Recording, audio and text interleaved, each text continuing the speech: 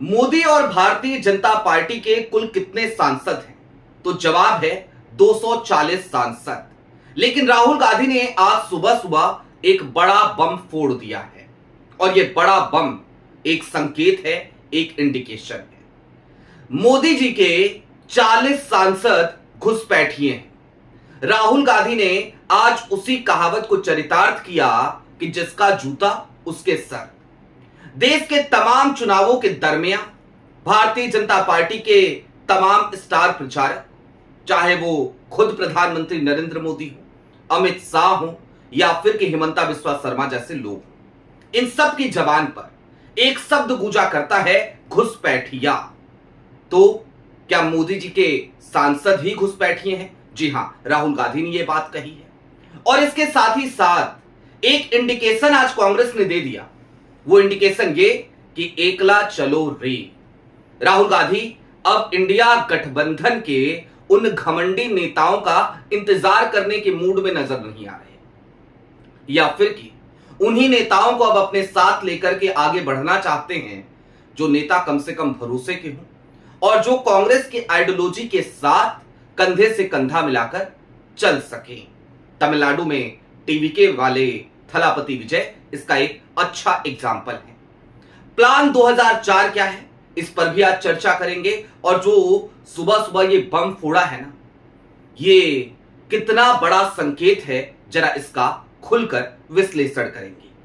नमस्कार, मैं स्वप्निल और आप मुद्दा देख रहे हैं। दोस्तों, आगे बढ़ें उससे पहले वही छोटी सी अपील। मुद्दा इन दिनों एक गंभीर आर्थिक संकट से जूझ रहा है। एक तरफ जहां हमारे मेन बैंक अकाउंट्स बीते लंबे समय से फ्रीज चल रहे हैं, तो दूसरी तरफ हमारे 2.5 साल पुराने चैनल को हमसे लंबे समय तक छीन कर रखा गया था। ऐसे में डे टू डे ऑपरेशंस में मुद्दा को काफी मुश्किलों का सामना करना पड़ता है। लिहाजा आपसे गुजारिश है, यदि आप चाहें तो स्क्रीन पर दिख रहे क्यूआर कोड या फिर के नीचे दिख रहे यूपीआई नंबर्स के जरिए मुद्दा की छोटी छोटी मदद जरूर कीजिएगा, ताकि हमारी बेबाकी यूं ही बरकरार रहे। अब आगे बढ़ते हैं और सबसे पहले राहुल गांधी के उस पोस्ट की तरफ ही चलते हैं जिसके बाद आज हंगामा मचा पड़ा है। राहुल गांधी यूं तो 4 मई को जब नतीजे आए तब से लेकर अब तक 48 घंटे बीत चुके हैं, लेकिन लगातार वोट चोरी की जो मशीनरी है, जो सिस्टम है, उसके खिलाफ मोर्चा खोले बैठे हैं। क्या लिखा राहुल ने? आपकी स्क्रीन पर वो ट्वीट है। लब्बुलुआब क्या है? सीधी सी बात है कि वोट चोरी से सरकार बनाए। संसद के भीतर बैठे हुए वो लोग जो वोट चोरी से आए हैं वो सभी घुसपैठिए हैं। 240 में से हर छठा सांसद घुसपैठिया है। अब अगर 240 में से 40 सांसदों को हटा दीजिए या फिर कि हर छठे सांसद की संख्या अगर आप देखेंगे तो वो 40 हो जाती है, तो फिर भारतीय जनता पार्टी के पास आंकड़ा कितने का होता? आंकड़ा होता 200 का। और जब 200 का आंकड़ा होता तो जाहिर सी बात है आज देश की प्रधानमंत्री की कुर्सी पर प्रधानमंत्री नरेंद्र मोदी नहीं बैठे होते। ये बात कोई पहली बार राहुल गांधी नहीं कह रहे हैं। ये बात इससे पहले वित्त मंत्री, मोदी जी के मंत्री, वित्त मंत्री निर्मला सीतारमण, उनके पति परकला प्रभाकर बकायदा डेटा के साथ कई बार कह चुके हैं, इस बात को प्रूव कर चुके हैं। और इतना ही नहीं दोस्तों, बात सिर्फ परकला प्रभाकर के कहने की नहीं है। देश के तमाम बुद्धिजीवी लगातार ये कहते रहे हैं कि मोदी जी 200 से ऊपर सीटें जीत नहीं पा रहे थे, लिहाजा खेल तो हुआ। और बाकी जगहों पे छोड़िए, बनारस में क्या हुआ? अजय राय 7 राउंड तक आगे चल रहे थे प्रधानमंत्री नरेंद्र मोदी से। उसके बाद अचानक से वोटों की गिनती रोक दी जाती है, कुछ भी फ्लैश नहीं होता और फिर अचानक से पता चलता है प्रधानमंत्री नरेंद्र मोदी आगे हो गए। ये सब कुछ हमने अपनी आंखों से देखा था। अब दोस्तों, ये इंडिकेशन क्या है राहुल गांधी का जो 48 घंटों से वो मोर्चा खोले हुए हैं? और ममता बनर्जी ने कल जो बातें कही हैं कि अब मैं उन्मुक्त पंछी हूं, अब मैं इंडिया पर ध्यान दूंगी, इन सब को राहुल कैसे डिकोड कर रहे हैं, जरा उसको समझिए। दरअसल तमिलनाडु में जो नतीजे आए उसके बाद कांग्रेस ने यह डिसीजन लिया कि वो टीवी के साथ जाएगी, और टीवी के साथ जाने का डिसीजन इसलिए भी बनता है क्योंकि विजय आइडियोलॉजिकली कांग्रेस के साथ हमेशा खड़े होते रहे। विजय अपने चुनावी भाषणों के दौरान हमेशा ये कहते रहे हैं कि असली कांग्रेस उनके साथ है। विजय राहुल गांधी के अच्छे मित्र हैं, अच्छे प्रशंसक हैं, और इन सब के दरमियान विजय ने लगातार भारतीय जनता पार्टी का पूरे चुनाव में विरोध भी किया है। बावजूद इसके जो लोग आज कह रहे हैं ना कि भाई विजय ने भारतीय जनता पार्टी के खिलाफ कुछ नहीं बोला, हमेशा बोला। उन्होंने सीधे तौर पे कहा कि भारतीय जनता पार्टी विचारधारा के आधार पर उनकी दुश्मन है, और डीएमके और एआईडीएमके उनकी पॉलिटिकल दुश्मन है, राजनीतिक दुश्मन है। तो कब नहीं बोला भाई? उन्होंने तो विचारधारा के आधार पर जो दुश्मनी है, जो दूरियां हैं भारतीय जनता पार्टी से, ये लगातार उजागर करेंगे। और बात सिर्फ इतनी ही नहीं है, आप देखिए ना, उनकी फिल्म को किसने अटकाया? उनकी आखिरी फिल्म को, जननायकन को, सेंसर बोर्ड ने। किसके अंतर्गत आता है? मोदी सरकार के। तो फिर भला क्या बीजेपी सपोर्ट कर रही है टीवीके को? जवाब है नहीं। कोशिशें बहुत की कि टीवीके उनको अपने साथ ले ले, लेकिन टीवीके ने हमेशा दरवाजा बंद करके रखा। जब अमित शाह वहां गए तमिलनाडु में, तो उसी समय पर जब वो बीच में बैठ करके मीटिंग कर रहे थे अमित शाह, उसी समय पर टीवीके की तरफ से बयान आ गया कि हम तो कांग्रेस को इनवाइट करेंगे, बीजेपी से कोई मतलब ही नहीं है। चुनाव के दरमियान की बात कर रहा हूं।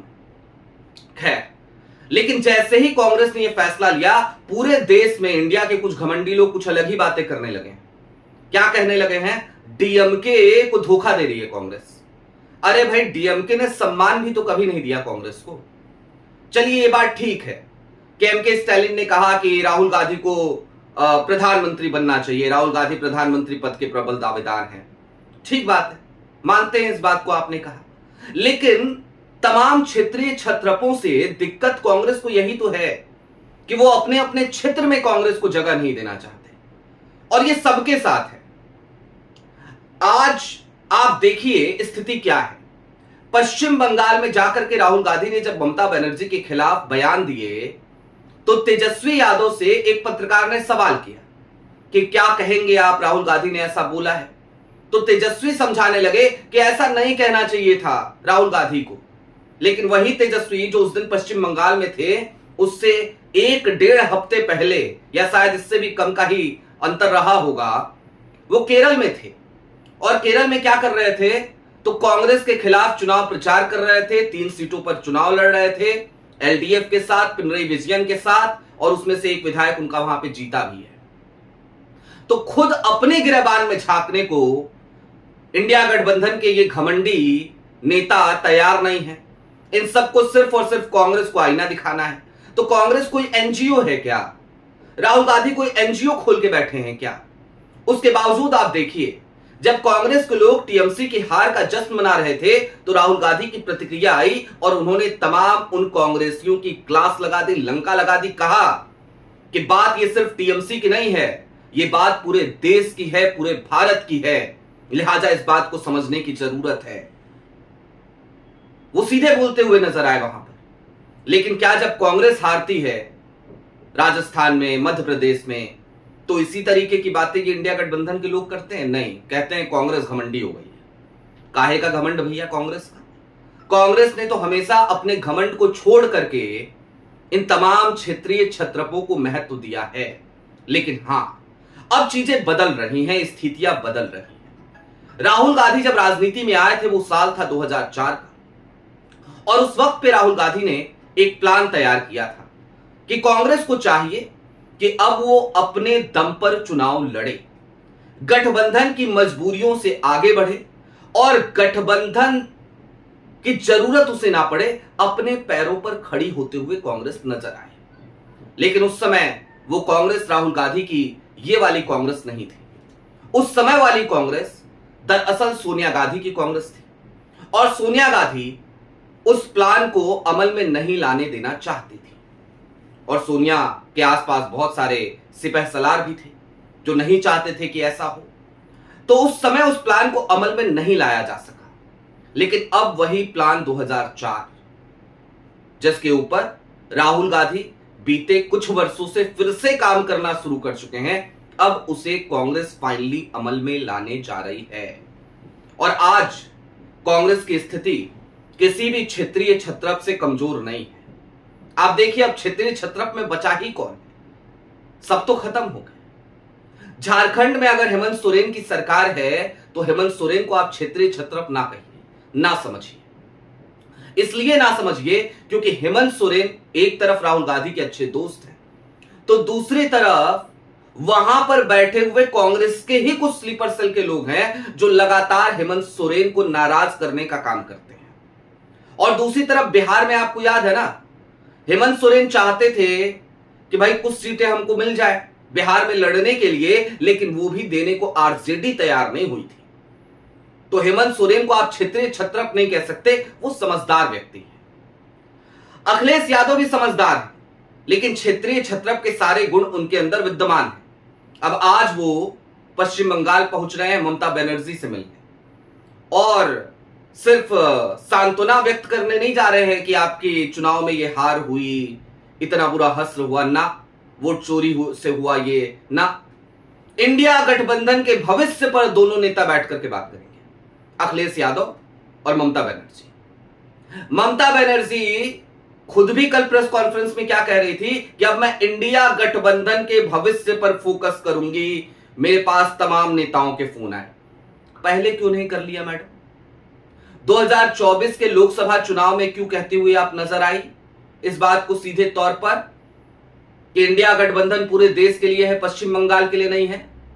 तो मतलब आपके राज्य में, आपके क्षेत्र में कांग्रेस को कोई स्टेक ना मिले, कोई स्पेस ना मिले, और कांग्रेस जहां जहां है वहां वहां आपको खूब स्पेस दे, खूब सम्मान दे। तो ऐसे तो नहीं चलेगा। अब जाहिर सी बात है, इस बात को समझने की जरूरत है कि वोट चोरी से चुनी हुई सरकारों के खिलाफ राहुल गांधी ने जिस तरीके से मोर्चा खोला है और खुलकर आज ये कह दिया है कि निष्पक्ष चुनाव हो जाए ना, तो 240 तो छोड़िए, 200 भी छोड़िए, 140 सीट भारतीय जनता पार्टी जीत नहीं पाएगी। हरियाणा में पूरी सरकार घुसपैठिया है, ये बयान है आज राहुल गांधी का। और इन सब के बीच कांग्रेस की स्थिति क्या है? केरल में कांग्रेस की सरकार बनने जा रही है, तेलंगाना में कांग्रेस की सरकार है, कर्नाटका में कांग्रेस की सरकार है, और तमिलनाडु में कांग्रेस के 2 मंत्री शपथ लेंगे। ये बात तय हो चली है, यानी कि गठबंधन में ही नहीं रहेगी, सिर्फ समर्थन नहीं देगी, बल्कि कांग्रेस को विजय सरकार में शामिल कर रहे हैं, जो डीएमके ने आज तक नहीं किया था। यानी कि पूरे दक्षिण भारत में अगर सिर्फ आंध्र प्रदेश को आप छोड़ दें तो अब कांग्रेस की ही सरकार है। इसे इस तरीके से समझिए कि एक तरफ कांग्रेस मजबूत हो रही है, दूसरी तरफ तमाम क्षेत्रीय छत्रप अब धराशायी हो चुके हैं, और ये मुफीद वक्त है जब राहुल गांधी को अपने 2004 वाले प्लान को अमल में लाना चाहिए, और वो इस पर काम कर रहे हैं। क्योंकि बिना किसी का इंतजार किए, बिना किसी की प्रतिक्रिया लिए राहुल गांधी जिस तरीके से मोर्चा खोल रहे हैं ज्ञानेश कुमार के खिलाफ, जिस तरीके से मोर्चा खोल रहे हैं वोट चोरी के खिलाफ, वो इस बात का सीधे तौर पर संकेत है कि राहुल अब किसी का इंतजार करने के मूड में नहीं है, राहुल अब किसी की तरफ देखने के मूड में नहीं है। ये काम हालांकि राहुल को बहुत पहले करना चाहिए था, लेकिन ठीक है, एक कहावत और भी तो है, देर आए दुरुस्त आए। आपकी क्या राय है वो हमें जरूर बताइएगा। अभी के लिए दीजिए इजाजत। चलते चलते फिर वही अपील, चैनल पे नए हो तो सब्सक्राइब करते हुए जाइएगा, सक्षम हो तो मुद्दा की छोटी छोटी मदद जरूर कीजिएगा, ताकि हमारी बेबाकी यूं ही बरकरार रहे। बहुत शुक्रिया।